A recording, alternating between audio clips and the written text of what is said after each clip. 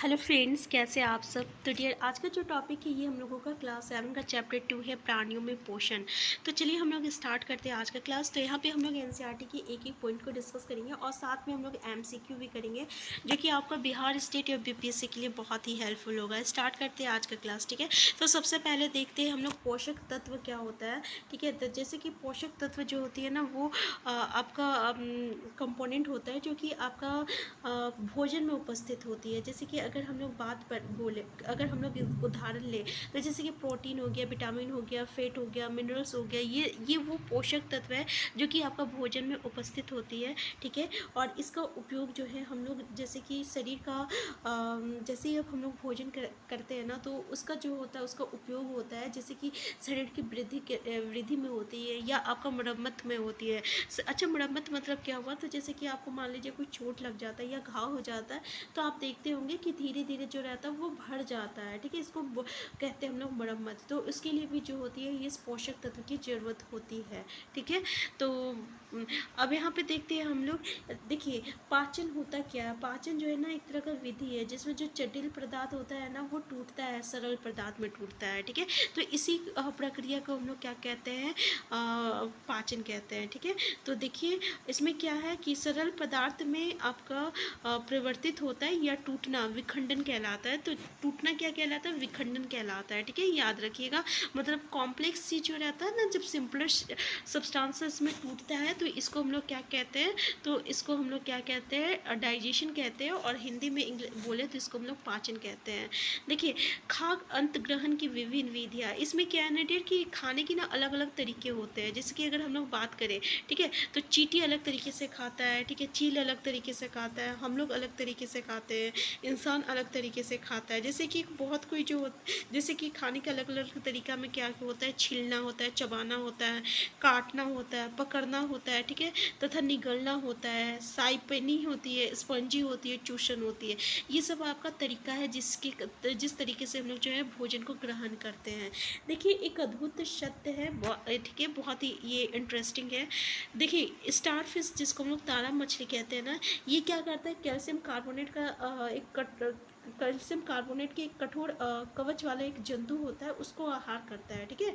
तो देखो, कवच खोलने के बाद ये अपने मुख से अपना आमाशय बाहर निकालती है। जैसे ही वो कवच खोलता है ना, तो क्या करता है, अपना मुख से अपना आमाशय बाहर निकालता है, ठीक है, यानी अपना स्टोमक बाहर निकालता है, तथा जंतु को कोमल भागों, और उसके बाद क्या करता है, वो जंतु का वो कोमल भाग जो रहता है ना, उसको खाता है। फिर उसके बाद वो जो आमाशय होता है ना, उसका जो पेट होता है, वो वापस शरीर में चला जाता है। फिर वहाँ वो धीरे धीरे जो रहता है पचता है, ठीक है। तो है ना अमेजिंग ये, तो याद रखिएगा। नेक्स्ट है आपका मानव में पाचन। अब देखिए, हम लोग मानव में पाचन देखते हैं, ठीक है।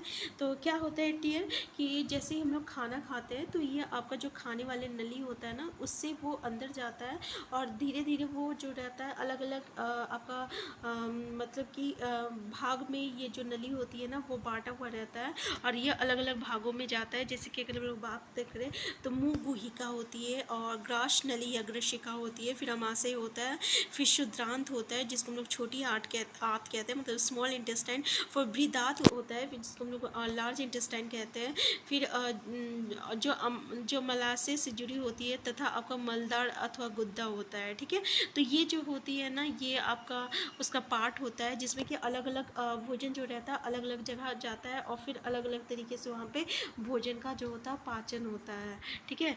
अब हम लोग देखते हैं यहाँ पे कि शुद्रांत तथा आहार नाल से संबद्ध विभिन्न ग्रंथियाँ, जैसे कि लाल ग्रंथि, यकृत और अग्नाशय, ये जो रहता है ये एक ग्रंथि होती है, ठीक है। और ये क्या करता है ना डियर, कि आपका मतलब कि पाचक रस जो रहता है निकालता है, और ये जो पाचक रस जो रहता है ना, ये जटिल पदार्थ को सरल पदार्थ में जो रहता है बदलता है। तो आहार नाल एवं संबंध ग्रंथियाँ जो होती है ना, ये मिलकर क्या बनाता है, पाचन तंत्र का निर्माण करता है, ठीक है। कौन कौन से याद रखिएगा, आहार नाल एवं संबंध ग्रंथियाँ जो रहती है, ये पाचन तंत्र का निर्माण करती है, ठीक है। तो लाल ग्रंथि, यकृत और अग्नाशय जो रहता है, ये पाचक रस जो रहता है, ये आपका सिक्रिएट करता है या आपका बनाता है, ठीक है। अब हम लोग देखते हैं मुख्य गुहिका। तो देखिए भोजन का जो अंत ग्रहण मुख्य द्वार होता है, आहार को शरीर के अंदर लेने के लिए अंत ग्रहण कहलाती है, जिसको हम लोग इंग्लिश में ना इंजेशन कहते हैं। इंजेशन या अंत ग्रहण ये एक तरीका होता है जिसमें हम लोग भोजन को खाते हैं मुंह से, ठीक है। इसी को हम लोग क्या कहते हैं, अंत ग्रहण कहते हैं। क्लियर है ना यहाँ पे। तो देखिए जब हम लोग भोजन खाते हैं ना, तो यहाँ पे अलग अलग दांत होती है और उसका अलग अलग जो रहता है काम होता है। जैसे कि अगर हम लोग देख सकते हैं, कृतक होती है, रदनक होती है, अग्र च्वयनक होती है और च्वयनक होती है, ठीक है। तो जो आगे का दांत जो कि आपका कृतक होती है, ये जो रहता है ना किसी भी चीज़ को काटने के लिए होता है। जैसे फिर आपका रंत दनक होती है, इससे जो हम लोग ना ऐसे करके घींचते हैं, ठीक है ना, टीयरिंग जिसको कहते हैं, मतलब कि घींचना होता है। और फिर जो आपका अंग्र च्वयनक होती है और ये आपका च्वयनक होता है ना, ये जो रहता है ना भोजन को चबाने का काम आता है, ठीक है। जैसे कि यहाँ पे हम लोग देखें कि दांत जो है, जैसे कि कर्तन और या दशनन वाले दांत होता है, चीरने और फाड़ने वाला दांत होता है, फिर चबाने और पीसने वाला दांत होता है। जैसे कि अभी हम बोले कि आगे का जो दांत होता है ना, वो किसी भी चीज़ को काटने के लिए होती है, और उसके बाद का जो दांत होता है ना, वो किसी भी चीज़ को चीरने या फाड़ने के लिए होती है, और फिर चबाने के लिए या पीसने के लिए जो होती है वो लास्ट वाला जो दांत होता है उससे हम लोग चबाते हैं, ठीक है। इस चीज़ को आप ध्यान दे सकते हैं। जैसे कि अगर आप चिकन या मटन खाते होंगे तो आप आगे वाला दांत से काटते होंगे, और ठीक है ना, और फिर अगर आपको उसको इस तरीके से घीसना रहता है तो आप इधर की दांत को यूज़ करते हैं, और फिर जब वो मतलब वो जब आप उसको चीर लेते हैं या फाड़ लेते हैं तो फिर आप लास्ट वाला दांत से जो है उसको चबाने की कोशिश करते होंगे। तो इस तरीके से अलग अलग दांत जो होती है उसका अलग अलग नाम भी है। तो दांत का नाम याद रखिएगा, कृतक, रदनक, अग्रच्वयनक होती है और च्वयनक होती है, और इसका अलग अलग फंक्शन होता है, अलग अलग मतलब की कार्य होती है। नेक्स्ट अगर हम लोग देखें तो दूध की दांत और अस्थाई दांत। दांत जो रहता है ना दो प्रकार का होता है, एक होता है दूध का दांत होता है, एक अस्थाई दांत होता है।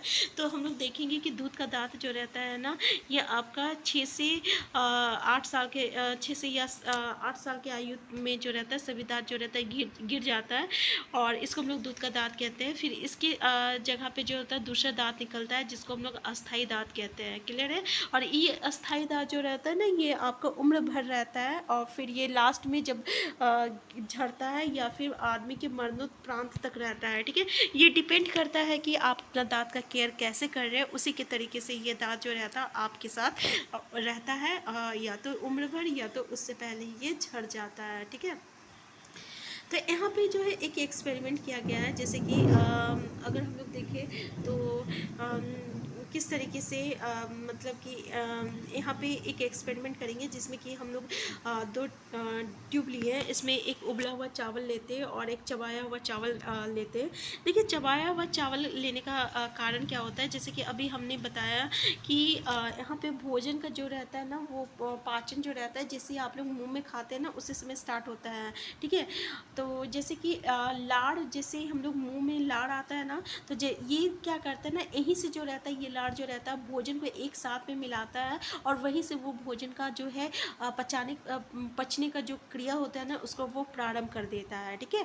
तो जैसे ही हम लोग यहाँ पे एक्सपेरिमेंट जो किया गया है, इसमें हम लोग क्या करेंगे, एक ट्यूब में जो रहता है सिंपल सा चावल उबला हुआ लेंगे, और एक ऐसा चावल लेंगे जिसको हम लोग थोड़ा देरी चबा के रखे हैं, ठीक है।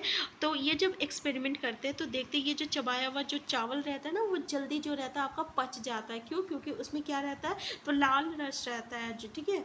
तो इसके कारण जो रहता है ना वो जल्दी जो रहता है पच जाता है, ठीक है। अब यहाँ पे जो है आपका हम मतलब एक होमवर्क दे रहे हैं, ठीक है। आप इसको प्लीज़ कमेंट बॉक्स में ज़रूर बताइएगा।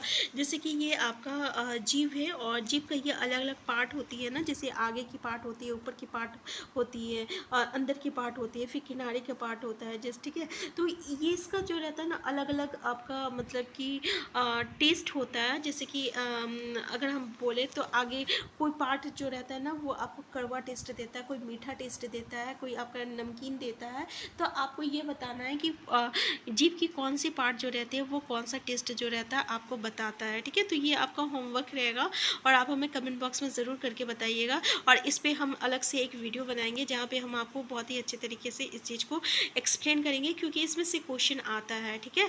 नेक्स्ट हम लोग का जो है पॉइंट ये आपका भोजन नली, जिसको हम लोग ग्रशिका कहते हैं, ठीक है। तो ग्रशिका जो रहता है गले एवं वक्ष से होती हुई जाती है, और ग्रशिका की भित्ति के संकुचन से भोजन जो रहता है, मतलब संकुचन मतलब जो होता है सिकुड़ता है, ठीक है। तो जब उसका जो वाल है ना, उसका जो मतलब भित्ति होती है, भित्ति मतलब हम लोग वाल कहते हैं, ठीक है। जैसे कि ये मान लीजिए पेट हो गया, ये मान लीजिए स्टोमक हो गया, तो ये जो अंदर वाला चीज़ है इसी को हम लोग भित्ति या वाल कहते हैं।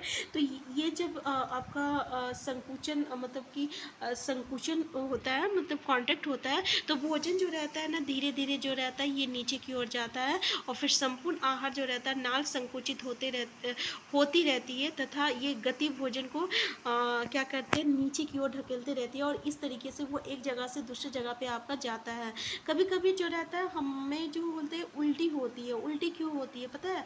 अगर हमारा आमाशय जो है, हमारे स्टोमक जो है वो खाना को अस्वीकार नहीं करता है, ठीक है, कि भाई अब हमारे पेट में और जगह नहीं है, अब हम इसको नहीं रख सकते हैं, तो वो जो है खाना जो रहता है आपका बाहर जो रहता है उल्टी के फॉर्म में जो रहता है वो बाहर निकल जाता है। तो क्लियर हो गया ना यहाँ तक।